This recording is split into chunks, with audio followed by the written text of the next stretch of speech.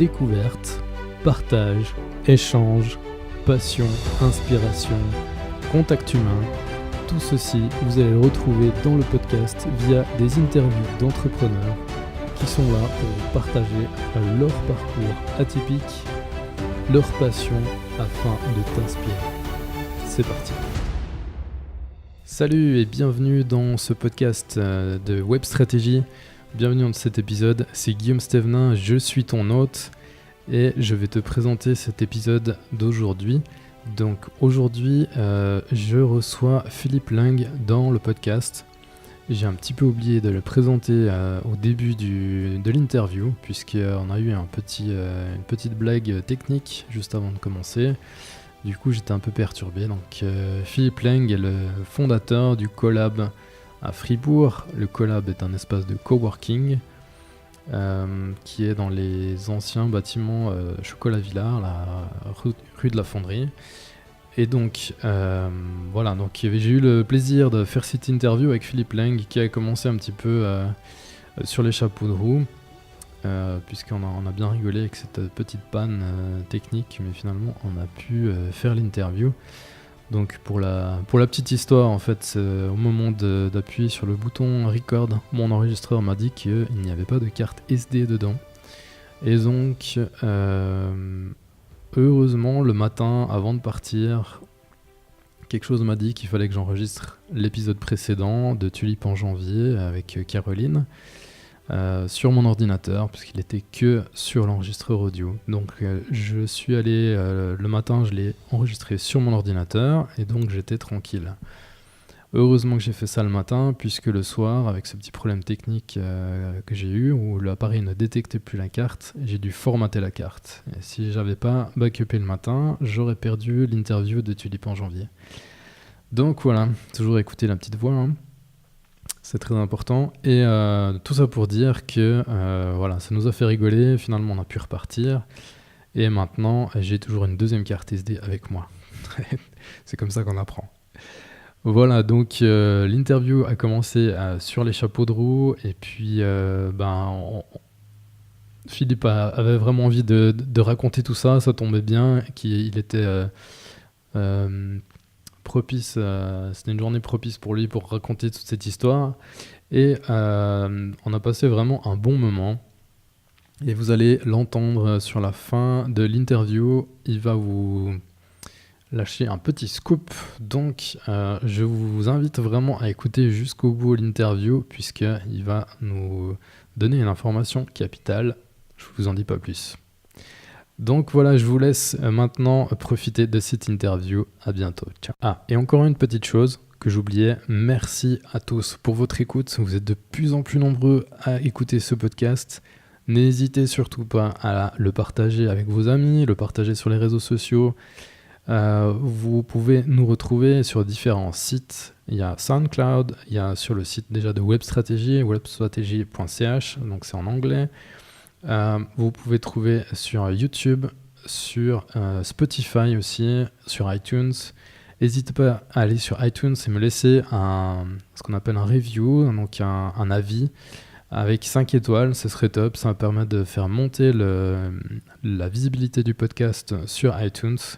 Donc vraiment, on a besoin aussi que vous nous donniez un petit coup de pouce pour améliorer la visibilité. Et continuez comme ça, vous êtes de plus en plus nombreux, donc c'est vraiment top, ça fait plaisir. Et puis vous pouvez aussi me laisser un commentaire si vous avez une proposition d'amélioration, si vous avez envie de donner un feedback, si vous trouvez ça bien ou si vous trouvez ça pas bien, vous n'êtes pas obligé de mettre un commentaire. Sinon, si vous avez des idées de quelqu'un à interviewer ou quelque chose comme ça, n'hésitez pas. Vous pouvez aussi me faire un WhatsApp au 079 781 02 76. Voilà, à tout bientôt. Maintenant, place à l'interview. Ciao. Allô, On est de retour. de retour après la réparation, problème technique. Suspense de ouf. Bon, Guillaume. Salut Philippe. Salut Guillaume, merci de m'inviter chez toi, même si on est au Collab. Hein, mais oui, on est plutôt chez toi que chez moi. C'est ton émission chez moi. Voilà, c'est ça qui colle. Chez nous, en fait, parce que le Collab, c'est pas c'est pas moi, c'est mon initiative, mais c'est grâce à tous ceux qui sont là que c'est un espace collaboratif vivant. Yes. C'est pas mon bureau personnel. Excellent. Donc on est au Collab à Fribourg. Oui. Comment tu peux nous raconter un petit peu ton parcours professionnel? Alors, mon parcours professionnel, si on part de la fin de mes études, c'était en quelle année déjà? Bac 91, j'ai terminé mes études on va dire d'informaticien pour faire simple, en 98, 97. D'accord. Ensuite, j'ai fait 15 ans d'informatique juste à côté dans le bureau qui est maintenant un open space. Et puis j'ai vraiment fait de l'informatique d'entreprise. À l'époque, ça démarrait. Je me souviens qu'au tout début, les entreprises dans lesquelles j'allais, elles avaient un ordinateur, c'était celui de la compta, Ouais. pas de réseau même, peut-être une imprimante quand même pour la personne de la compta. Mais sinon, c'était les tout débuts. Donc j'ai connu l'informatique et son développement au tout début. J'ai fait ça pendant 15 ans et j'ai terminé en développant des applications de gestion pour des entreprises. Et voilà. Puis 15 ans plus tard, ben voilà, il me semble, fait un peu le tour du sujet. Je commençais quand même honnêtement à m'ennuyer un tout petit peu. Et puis vers la quarantaine, voilà, je me suis mis à chercher une autre façon de gagner ma vie, une autre façon de passer la deuxième partie de ma carrière. Et un sujet qui m'avait intéressé à l'époque, c'était le jeu vidéo. Parce que le jeu vidéo, évidemment c'est pour se distraire, mais il faut savoir qu'au niveau développement informatique, c'est super exigeant. Il faut écrire du code qui est très rapide, il y a toute cette partie de créativité aussi autour du jeu vidéo. Puis c'est un sujet qui m'a intéressé. Puis j'ai essayé de mettre un pied dans ce domaine. Moi-même, j'ai essayé de développer 2 ou 3 petits trucs. C'est pas allé très loin. Mais surtout, un soir, j'avais vu qu'à Zurich était organisée une soirée sur le thème du jeu vidéo. Ça s'appelait Game Demo Night 1. Je m'en souviens encore comme si c'était hier. C'était en 2013. Puis comme le sujet m'intéressait, que je sentais bien que tout partait de Zurich, en tout cas, la communauté naissante dans le jeu vidéo était là-bas. Je suis allé là-bas. Ça avait lieu dans un endroit qui s'appelait le Collab Zurich. Okay. Tu me vois venir. Donc je vais au Collab Zurich et j'y allais vraiment avec une seule optique, c'est faire des connaissances dans le jeu vidéo, parce qu'un truc que j'ai quand même vite compris, c'est qu'on ne fait pas un jeu seul. Ouais. Il y a des histoires et des personnes qui ont des graphistes avec des compétences en développement qui ont fait dans le passé des jeux seuls. Donc faire un jeu seul, ça veut dire avoir 3 compétences. C'est le graphisme, c'est le développement, et puis c'est le gameplay, on l'oublie. C'est pas que du graphisme avec de la programmation, un jeu. Il doit y avoir une intrigue, quelque chose de fun. Un scénario. Un scénario, voilà, on appelle ça le gameplay. Donc il y a des gens capables de le faire. Moi, j'ai tout de suite compris que j'étais pas capable de le faire. Éventuellement la programmation, mais ni le graphisme, ni le gameplay. J'allais aussi à Zurich pour trouver une équipe, peut-être, en tout cas mettre un pied dans ce domaine-là. Et c'était organisé par la SGDA, la Swiss Game Developer Association. Je me pointe là-bas et je découvre un lieu avec des gens, une petite bière à la main, sympa, bonnard, un modérateur qui prend la parole, un espèce de bistrot, ce que j'avais pris pour un bistrot, qui tout d'un coup devient subitement très, très, très sage, qui écoute les speakers. Les speakers, c'était des étudiants d'une école de la région qui venaient présenter leurs jeux vidéo. La soirée se passe super bien, je repars à Fribourg avec des cartes de visite. Et à ce moment-là, je ne m'étais pas encore posé la question de où j'avais mis les pieds. Il a fallu que je retourne une deuxième fois, je crois 2 semaines plus tard. Et là, je me suis dit, et j'ai posé la question à mon voisin avec qui j'ai sympathisé, mais c'est quoi ce Collab Zurich ? Et il me dit, c'est un espace de coworking. Je dis, ah bon, c'est quoi ? C'est un lieu où les gens viennent travailler ? Oui, au lieu de travailler chez eux, ils viennent travailler ici, ça leur permet de rencontrer des gens, ils s'inspirent mutuellement, il y a une communauté qui entoure ce lieu. Je suis allé sur le site internet, j'ai vu une photo d'une bande de copains qui avait l'air de beaucoup s'amuser, qui visiblement travaillaient autrement. Et puis ce jour-là, j'ai compris que je ne serais jamais développeur de jeux vidéo. Et puis que j'allais plutôt essayer, en tout cas, il n'y avait aucune certitude à l'époque, d'ouvrir un espace de coworking à Fribourg. Et depuis ce jour-là, c'était à l'été 2013, c'est une très jolie histoire qui s'est déroulée. Et maintenant, on a un joli espace sur deux voire 3 étages, Ouais. avec des perspectives peut-être d'ouverture, on en parlera peut-être, d'un deuxième espace un jour sur le boulevard de Pérolle. Ah. Donc voilà un petit peu l'histoire. Après, il y a plein de choses que je pourrais encore greffer à l'histoire, mais je veux pas non plus. Je vais te laisser parler un petit peu. Je suis Non, mais un on peu- est là pour t'écouter. Écoute. Ouais, non, mais j'ai envie de t'entendre aussi un Alors, peu. Non, j'ai aussi une activité, ça je peux peut-être juste le placer. Ouais. J'ai une activité, je gagne pas ma vie avec le collab. Petit à petit, ça devient rentable. Mais j'ai une activité de conseiller scientifique à la direction de l'économie et de l'emploi avec Olivier Curti, le conseiller d'État. Et d'accord. c'est un job à 50%, ça me plaît énormément.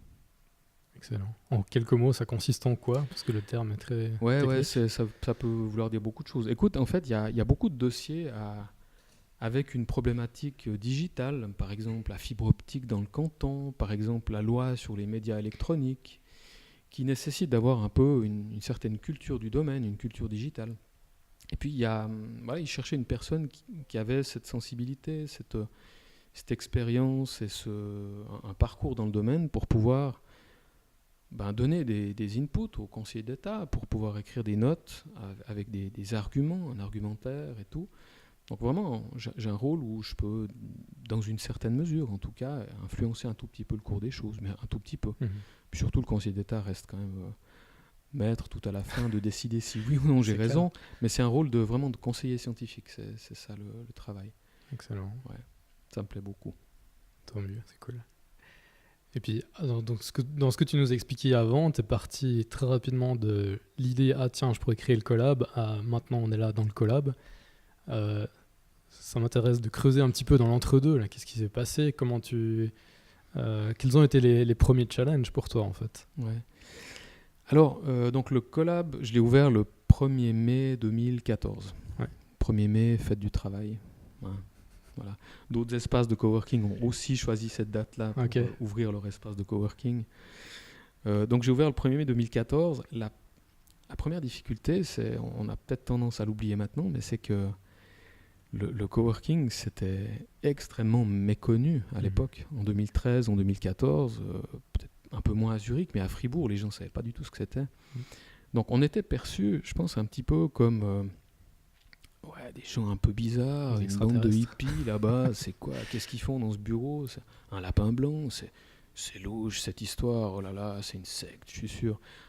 J'exagère, je pense pas le truc sectaire, mais en tout cas un truc très alternatif. Ouais. Et ce qui fait que, je pense qu'il y avait une certaine méfiance. Il a fallu un certain temps, voire un certain nombre d'années, je pense, pour que les journalistes, les médias parlent du coworking comme d'une solution pour tout le monde et pas seulement pour une bande d'allumés qui veulent refaire le monde. Pas du tout. J'ai jamais été comme ça d'ailleurs moi-même. Donc premier peut-être problème, c'est une méconnaissance de ce que c'était que le coworking au début. Et puis, peut-être un problème qu'on a eu au début, c'est que assez rapidement, j'ai eu ce qu'on appelle, tu sais, quand tu vends un nouveau produit ou un nouveau service, tu as ce qu'on appelle les early adopters. Les tout premiers qui viennent, qui connaissent le truc parce qu'ils sont allés sur Google, sur Internet. Qui sont encore là aujourd'hui, normalement. Non, ils sont plus là, les early adopters, justement, en tout cas pour ce qui est du collab. Et les premiers early adopters que j'ai eus, c'était une entreprise d'informatique. Ouais. Et c'était des mecs. Et moi-même, j'avais encore écrit sur le front, Philippe Lang, c'est un informaticien. Donc assez vite, on a eu quand même cette réputation d'une bande de mecs qui font de l'informatique. C'est des informaticiens, c'est des geeks. Et puis longtemps, dans toute la com que je faisais autour du collab, j'essayais de dire, non, c'est pas que pour les mecs, on fait pas que de l'informatique, venez les filles, tu sais. Je rêvais vraiment au début que ça devienne un lieu équilibré. Parce que j'y voyais quand même quelque chose de plus sain aussi. Et puis il a fallu attendre un moment quand même pour que les premières courageuses viennent. Il y a notamment Anne qui est venue assez vite après une année. Anne m'aide maintenant dans la gestion du collab. Elle est là les lundis, mardis. Moi je m'occupe du mercredi, jeudi.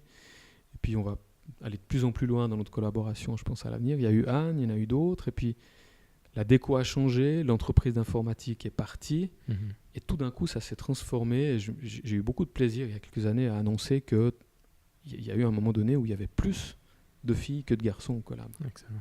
Donc deuxième difficulté, c'était un biais vers des mecs qui font de l'informatique qui ont été donnés au collab au début, contre lequel j'ai rien pu faire, parce que tu peux pas dire à des locataires qui te payent un loyer de Écoutez, désolé les gars, vous flinguez mes statistiques, vous donnez un mauvais billet au collab, s'il vous plaît, allez ailleurs. Non, c'était absurde. Non, il fallait attaquer le problème différemment, par la communication,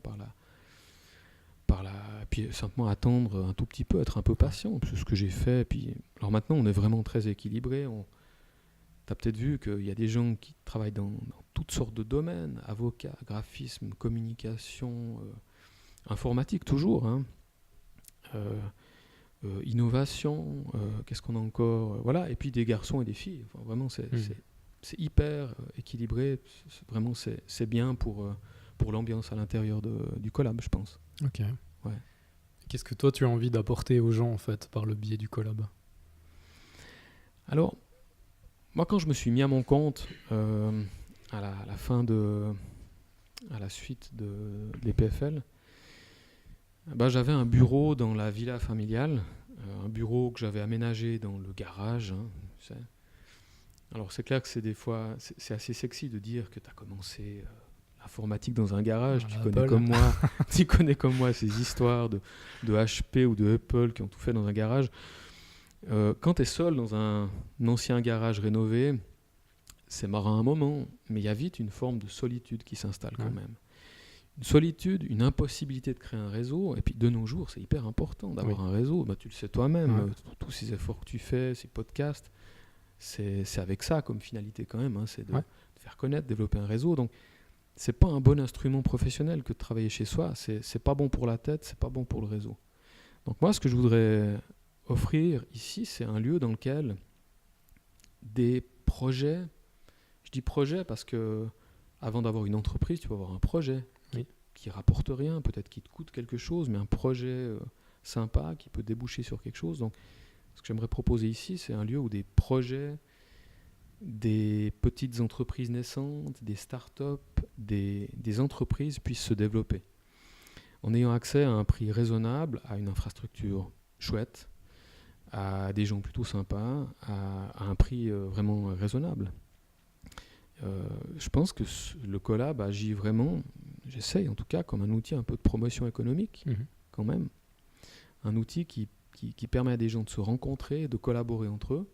Hein, le terme collab, ça veut à la fois, je pense, dire coworking laboratory, et puis collaboration, avec un seul L. Voilà, c'est tellement plus simple à écrire. Collaboration qui se passe réellement entre les gens. Moi, j'ai appris que des graphistes avaient travaillé pour d'autres personnes ici, qu'une personne s'y connaissait dans le domaine artistique, vestimentaire, avait participé à un shooting photo avec quelqu'un d'autre. Enfin, c'est cette proximité autour de la machine à café, ces gens que tu vois régulièrement, ça crée des liens, et ces liens facilitent la collaboration. Ouais. Donc moi je pense que ce que j'ai envie d'apporter ici, c'est ça. C'est un lieu qui permet à des projets professionnels d'éclore. Et peut-être même à une forme d'amitié, finalement, à force de voir des gens, tu as une forme d'amitié, comme des collègues de bureau ont une amitié l'un envers l'autre. De recréer une ambiance de bureau, en fait, où tu viens travailler sur ton projet à toi, mais avec le même confort que quelqu'un qui va au bureau, puis qui a des collègues à qui il peut poser la question « Ah, t'as fait quoi ce week-end ?» C'est encore différent, je pense. Là, tu crées une autre relation que si c'est dans l'entreprise, parce que dans l'entreprise, on est lié à la même boîte, donc il y a quand même une sorte de barrière sociale, tandis que là, on ne fait pas partie de la même boîte et on partage des choses du quotidien aussi. Ouais, effectivement, la comparaison, elle a aussi ses limites. C'est autre chose que des collègues de bureau. On peut être une inspiration pour l'autre parce qu'on apporte une autre vision, parce qu'on fait un autre métier. Voilà. Tandis que dans l'entreprise, il peut y avoir aussi des frictions, il peut y avoir des petits problèmes, des rivalités même, ce qu'il n'y aura jamais ici, hein, parce que il y a très peu d'entreprises concurrentes ici en fait, et même s'il y a plusieurs personnes qui font de l'informatique, assez souvent c'est pas tout à fait dans le même domaine et ça pose pas de problème. Ouais. On a des architectes au dernier étage, Eido. On a aussi un architecte ici au premier étage. Ça n'a jamais posé de problème du tout. Ok. Ouais. Souvent maintenant, en fait, les gens ils ont une dynamique un peu différente par rapport à la concurrence. Au lieu de dire eux c'est les concurrents, il faut qu'on fasse mieux qu'eux. Entre guillemets, on leur crache dessus, mais on les veut pas.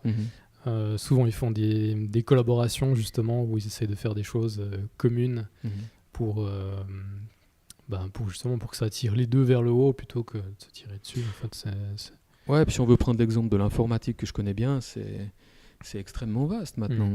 Un informaticien est pas forcément, et pas du tout, il y a très peu de chances qu'il soit le concurrent d'un autre informaticien. Ouais.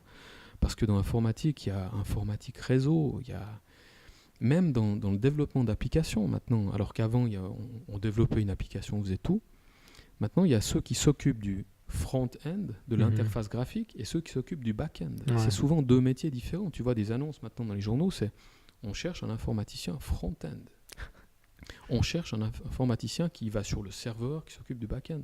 Et il y a même un nom qui est donné à l'informaticien un peu généraliste qui connaît les deux à la fois, sans être un spécialiste nulle part.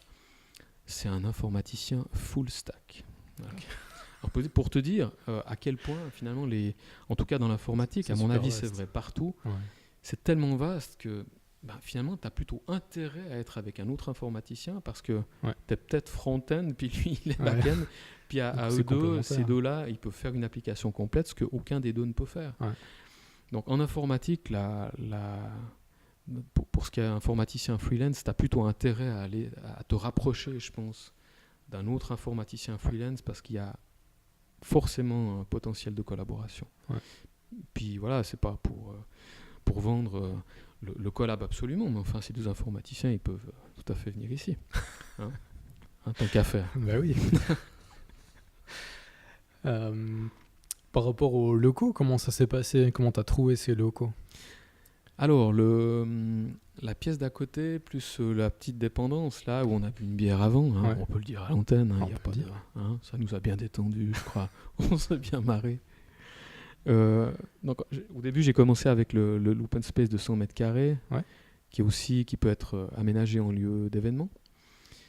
Donc 140 mètres carrés au début, pendant à peu près 2 ans. Mais t'as trouvé une annonce ou Non, en fait, excuse-moi. J'avais depuis longtemps ce bureau. C'était le bureau de mes 15 ans d'informaticien indépendant. Ah oui, d'accord. J'étais ici, j'ai eu des sous-locataires, mais j'ai surtout eu beaucoup de place pendant longtemps. Bon, il se trouve que les loyers étaient raisonnables, j'avais les moyens. Puis voilà, c'était mon petit luxe, en fait. J'en avais pas vraiment d'autres. C'était un bureau spacieux, avec un piano tout au bout. Non, j'ai très bons souvenirs quand j'étais informaticien ici. C'était chouette.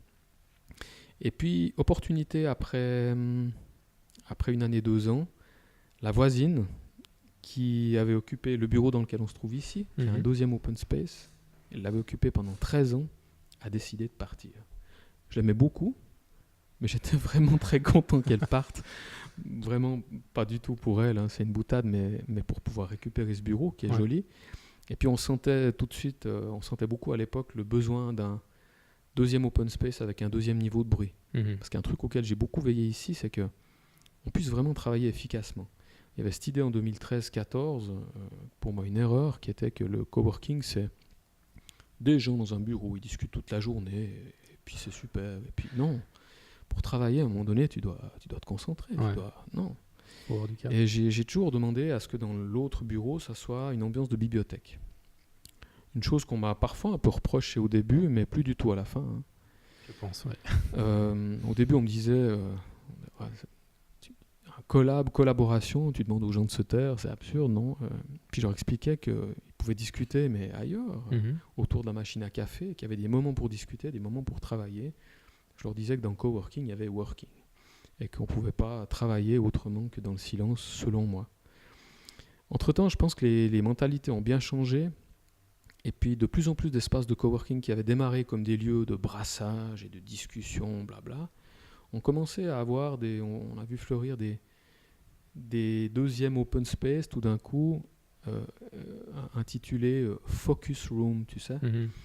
Alors que moi, j'ai fait l'inverse, en fait. J'ai commencé par la zone calme, et puis j'ai ouvert de plus en plus d'espaces où on pouvait discuter avec un autre niveau de bruit.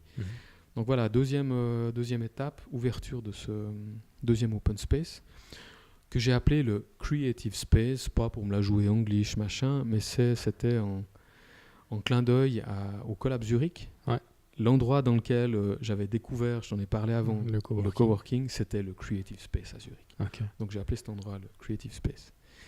Et puis, quelques mois plus tard, pas longtemps après, autre opportunité incroyable, au 3e étage, j'entends que le locataire de l'époque, une entreprise dans le domaine Minergie, avait pris un bail très longue durée et qu'après 5 ans, ils étaient partis et qu'ils avaient du mal à trouver un repreneur. Et je suis allé visiter, et puis j'ai compris pourquoi en fait il y avait cette situation de blocage. Le propriétaire avait son bail signé pour encore 5 ans. Il ne voulait pas faire de travaux. Le locataire était déjà plus là, il ne voulait pas faire de travaux. Et pourtant, le 3e étage, malgré des volumes superbes, avait cruellement besoin de travaux.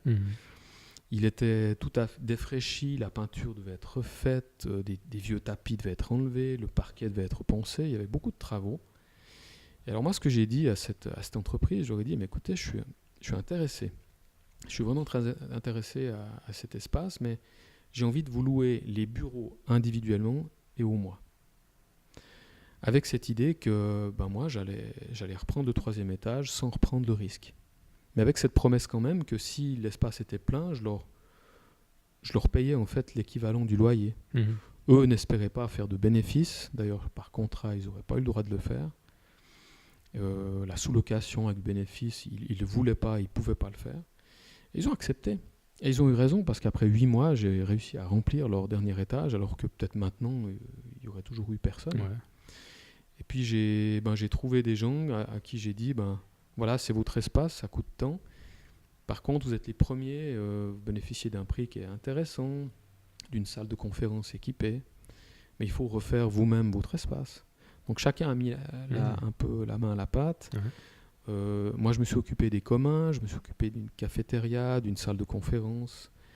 Et puis voilà, on est tout de suite monté à 450 mètres carrés. Et puis ensuite, ça a continué cette année, en fait. Cette année. Ouverture d'un autre petit bureau au 2e étage, d'un 3e bureau, d'un autre bureau encore de 72 mètres carrés au 3e étage, ce qui fait qu'on est à 600 mètres carrés maintenant. Donc ça, c'est l'état actuel.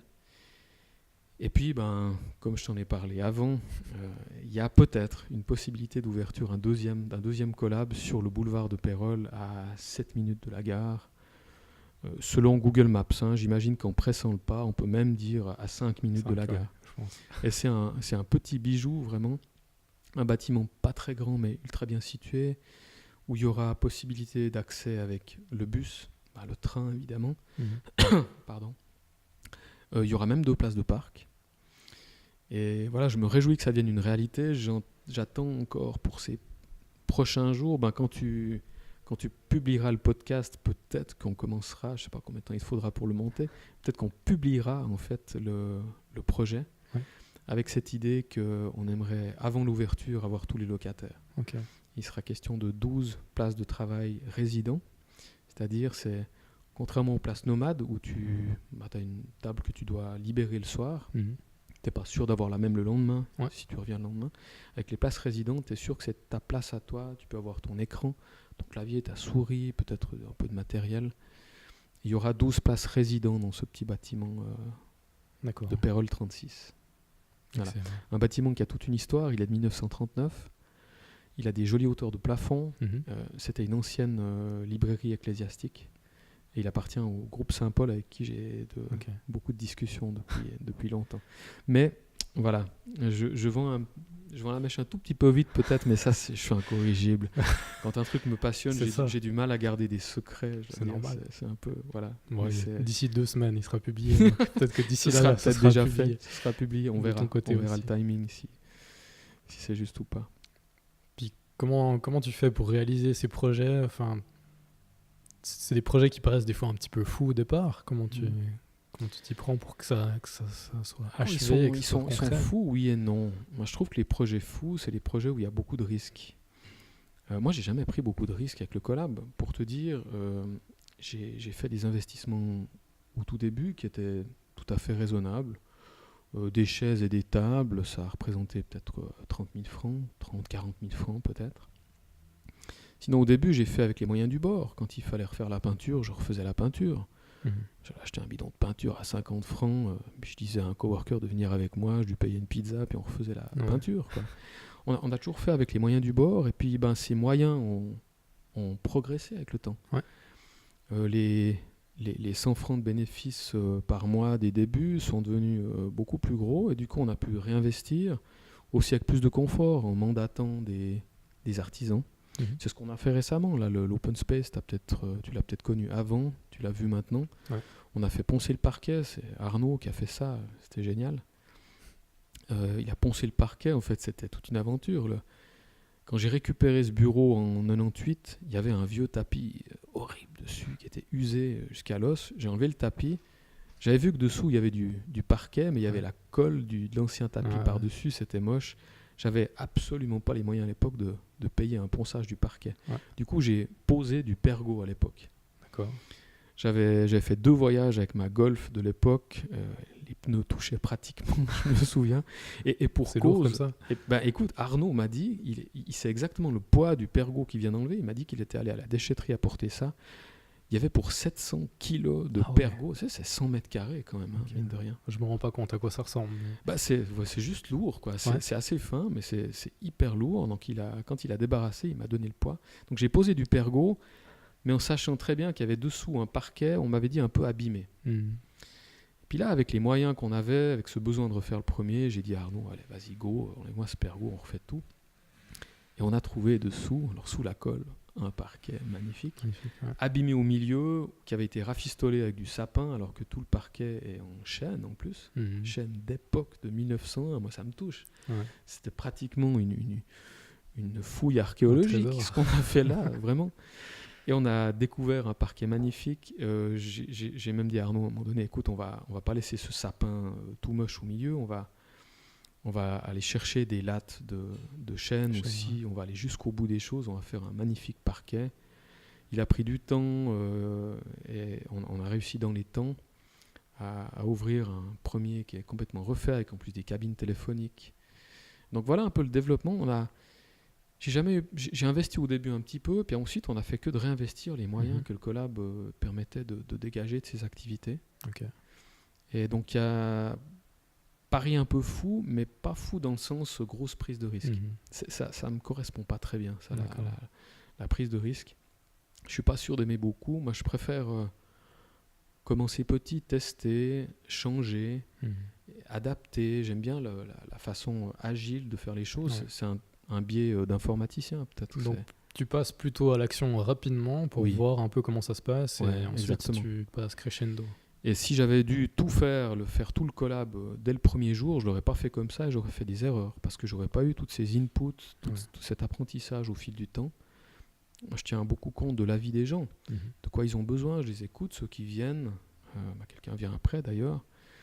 Je vais les écouter. Qu'est-ce que vous faites? De quoi vous avez besoin comme espace? Et puis j'essaie de comprendre les besoins de ce marché. Après 5 ans, je pense que j'ai assez bien compris. Mais je dis pas que j'ai tout compris. Puis surtout, ça change. Il y a de nouveaux besoins en permanence, donc il faut adapter, il faut réinventer un peu son métier. Parce que les gens réinventent le leur et ont de nouveaux besoins. On ressent de plus en plus le besoin pour des gens de venir dans un espace en fin de journée pour faire par exemple des émissions broadcastées sur Internet. C'est arrivé hier soir. Une jeune femme est venue faire ça ici plutôt que de faire ça chez elle. Elle a besoin d'un espace fermé où communiquer live avec... au lieu de faire une conférence en fait en vrai. Elle a décidé de le faire sur Internet et puis de le faire ici. Parce qu'on a une bonne connexion Internet, parce qu'il n'y a pas les gamins qui crient derrière. Exactement, c'est ça. C'est ça. Il y a 2 raisons pour lesquelles les gens viennent ici. C'est soit trop de bruit à la maison, des enfants qui ne comprennent pas que papa s'enferme ou maman s'enferme dans un bureau pour travailler. Ou alors au contraire, beaucoup trop de solitude. Et puis on préfère rencontrer des gens, développer son réseau. Il y a un autre intérêt dans le coworking qui est en train de voir le jour. C'est des employés de grandes entreprises qui font des trajets pendulaires tous les jours. Et qui en ont parfois un petit peu marre de faire 1 heure de voiture tous les jours. Et avec les technologies de l'information et les progrès, qui ont envie de travailler à distance. Mais qui comprennent que travailler chez eux, c'est pas une option, soit pour la raison de la solitude ou trop de bruit, comme on a dit ouais. avant, et qui ont besoin de ce tiers-lieu où il y a une ambiance quand même de travail, Ouais.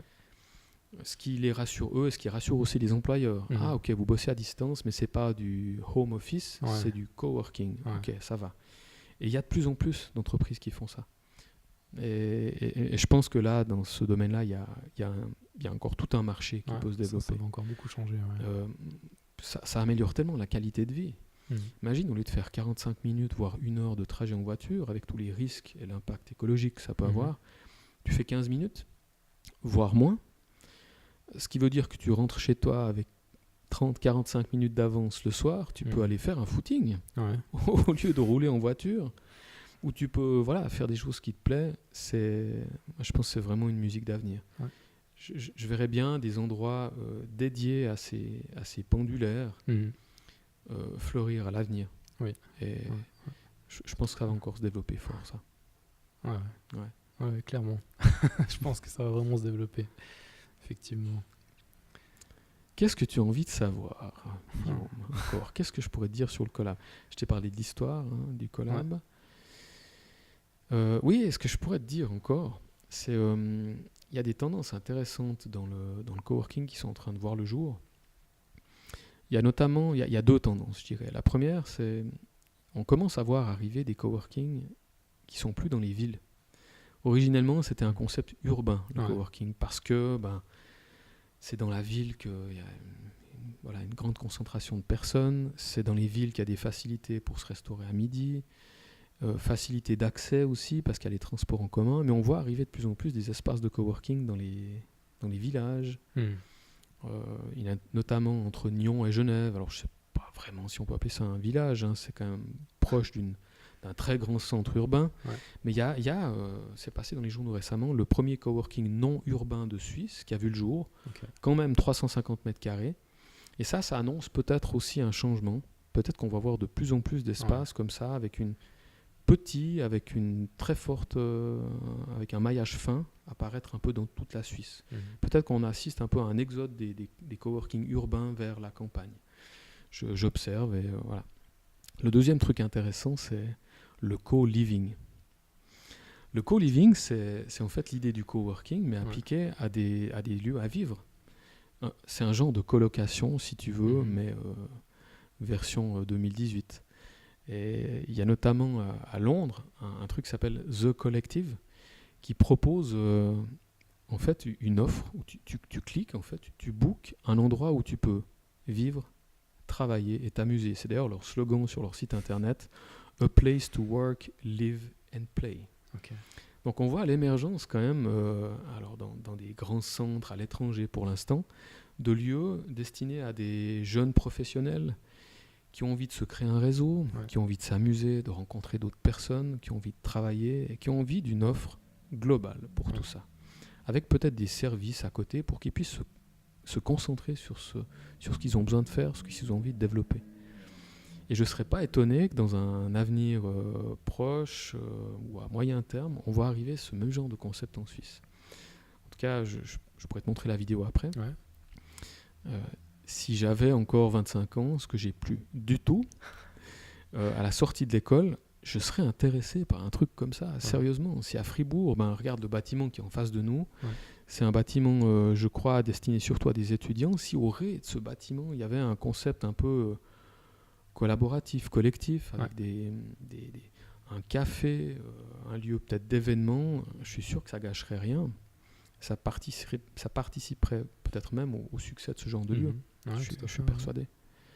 Donc, à suivre, mais je pense qu'on n'en a pas fini d'entendre avec le côté, avec la sharing economy, avec le collaboratif, avec les communautés, entre guillemets, qui sont en train de se former. Il y a comme un cycle qui est en train de se passer maintenant.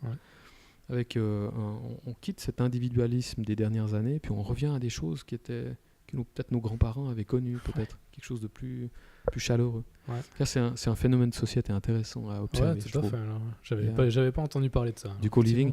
Alors, je te filerai le lien vers... on le rajoutera justement sur l'article. Sur l'article, The Collective, avec une vidéo qui est assez percutante, je trouve, et puis qui utilise bien tous les codes qui sont en vigueur dans le coworking, co-living maintenant.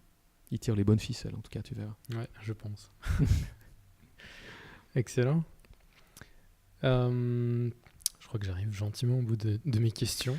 Bah écoute, c'était un plaisir de participer. J'ai pas eu besoin d'en poser beaucoup. C'était Hein, amusant. tu as facilement ouvert les vannes. Comme ça. Ça dépend des jours, mais souvent une petite bière, ça m'aide. J'espère que je suis pas trop envahissant, que je suis pas sorti trop du cadre. Non, écoute, il y a des jours où ça sort facilement. Aujourd'hui, c'est un jour comme ça. Ouais. Il y a des jours où, voilà, mais écoute, c'était un plaisir. C'était un jour idéal pour le podcast. C'était un jour idéal pour le podcast. J'ai eu beaucoup de plaisir à le faire avec toi. Moi aussi. Et puis toi aussi, tu as des choses intéressantes à dire. Hein. Ce que tu es en train de faire maintenant, c'est chouette. Et peut-être qu'on pourrait intervertir les rôles une fois. Je fais le podcasteur. Toi, tu veux donner des cours de podcast. Si tu m'apprenais à faire des podcasts, et toi, t'es l'interviewé. Qu'est-ce que tu en penses? Pourquoi pas? Pourquoi pas? On verra ça la prochaine fois. Merci beaucoup, Guillaume. Mais merci à toi. C'était super. Et puis, on vous rappelle peut-être juste l'adresse du site internet et de la page Facebook. Alors, donc, l'espace de coworking à Fribourg s'appelle le Collab Fribourg et l'URL c'est collab-fribourg.ch. Et vraiment, tout le monde est le bienvenu, quel que soit l'âge, le métier. Et le premier jour de test est gratuit, donc tout le monde peut venir essayer au minimum une journée. Ok, super. Et puis je rappelle peut-être juste qu'il y a une formule que j'ai trouvée vraiment chouette. Ouais. Pardon. Donc on a la possibilité de venir en payant soit la demi-journée, soit la journée complète, sans avoir d'abonnement. On scanne un code Twint à l'entrée et on a accès aux locaux, une demi-journée ou une journée complète. Hein. Oui. Alors d'une manière générale, si tu veux, notre liste de prix qui est assez fournie, elle permet à tout le monde d'y trouver son compte. On peut y venir de manière très flexible à la journée. Effectivement, on paye avec Twint, on paye aussi le parking avec Twint. C'est très facile, il y a un QR code qu'on scanne avec son téléphone et on fait le paiement comme ça. Puis il y a aussi d'autres formules peut-être un peu plus pratiques à 20%, 40, 60, 80%. On n'en a plus maintenant, mais on a des bureaux résidents aussi, des bureaux donc de personnes qui souhaitent avoir leur table et leur chaise à eux. Mais il y en aura sûrement bientôt des nouveaux. Et il y en aura peut-être 12 bientôt. On a aussi des bureaux privatifs, mais là malheureusement on n'en a plus en ce moment. Donc on peut venir vraiment très facilement. On peut venir à toute heure du jour ou de la nuit. On a assez rapidement une clé, un badge qui permet d'entrer dans toutes les salles, et puis un système de calendrier pour réserver des salles de réunion à l'avance. Vraiment, moi je m'adapte aux besoins des gens qui viennent ici, au lieu de leur imposer une grille de prix qui ne leur convient pas. Cette grille de prix, elle est le reflet de ce dont les gens ont besoin, en fait. Elle s'est construite avec le temps, au fur et à mesure des demandes et des besoins des gens. Et si quelqu'un vient demain avec une demande particulière, en me disant « Philippe, j'aurais besoin de ceci, comme ça, à ce prix-là », si c'est raisonnable, j'ajouterai une colonne de plus dans la liste de prix, mais je crois qu'elle est assez riche maintenant. Oui, je crois tout le monde peut y trouver son compte. Donc vraiment, on peut venir de 30 francs la journée pour un plein temps complet, vraiment café, internet, ménage compris, absolument tout compris, y compris 5 heures même de salle de réunion par semaine. On peut venir pour 290 francs. Ouais. C'est probablement notre meilleure offre ramenée à la journée. Pour 290 francs, on est résident au Collab et on utilise chaque jour, si on veut, du matin très tôt jusqu'à très tard le soir, une des tables qu'on a dans l'open space ici ou dans ce deuxième open space là. Donc c'est des prix qui sont quand même tout à fait accessibles si on compare un loyer en pleine ville de Fribourg. Oui, c'était vraiment ça l'idée, c'était de faire quelque chose d'abordable.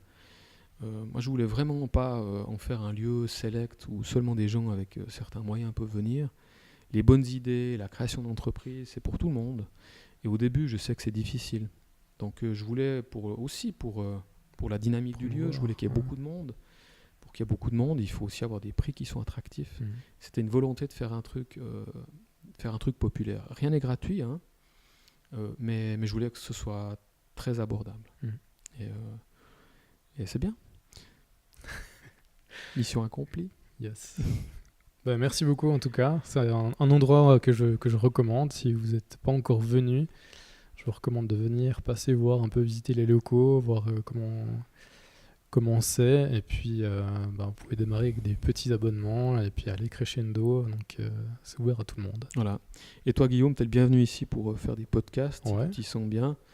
ou pour organiser peut-être un broadcast live de ton émission radio tous les vendredis soirs, comme on a discuté avant autour d'une bière. Qu'est-ce que t'en penses? Pourquoi pas, à voir. Hein. La Guillaume Stevenin Friday Night Show avec un mini public, pourquoi pas? À voir. Écoute, réfléchir. Hein. Tout est possible. En tout cas, excellente fin de journée. Merci d'être venu. Merci à toi. Salut Guillaume. Salut. Ciao.